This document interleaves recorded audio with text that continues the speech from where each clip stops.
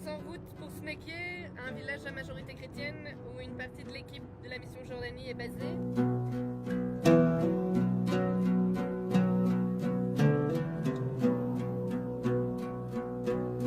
Smekye est un village de 2000 habitants. Un des problèmes majeurs qu'on retrouve à Smekye, c'est l'absence de travail.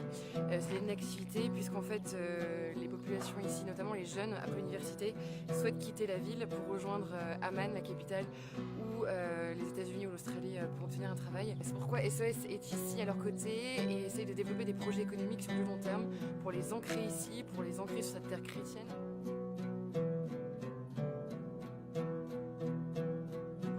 Et maintenant, nous allons parler avec le Père Vito, le responsable du village. Well, I'm Father Vito. Well, Smekye is a village totally Christian. I mean, it's the only one, I think. And the south of Jordan, south of Amman, there are no Christians except Smekye and someone in Kerak, and here nearby. And that's all. So they are enclosed like, I don't want to speak about prison, but somehow they feel lonely, isolated. I think it's important, this village, because it's important that they keep the place, they don't go away. But the problem here is that there is no job. We are in the desert. I'm here 5 years, and almost all who got married went away from here because they couldn't find here a job. So I'm trying to do some enterprises, to create work. Je vous invite maintenant à partager quelques moments avec les volontaires de SOS Chrétien d'Orient présents à Smekye.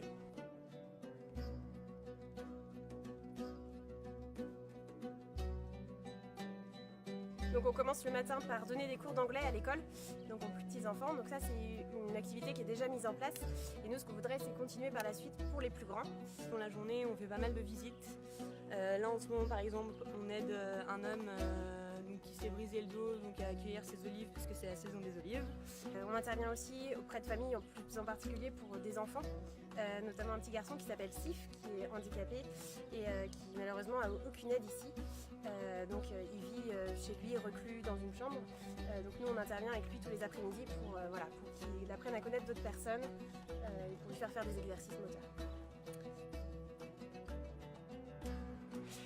Donc on développe différents projets comme par exemple l'installation d'un filtre à purification d'eau, comme par exemple on voudrait développer une coopérative agricole, une coopérative également d'huile d'olive puisque c'est une terre très fertile pour les oliviers. Voilà, donc on essaye petit à petit de développer plusieurs projets qui leur permettent d'avoir un revenu et ensuite d'espérer pouvoir rester ici.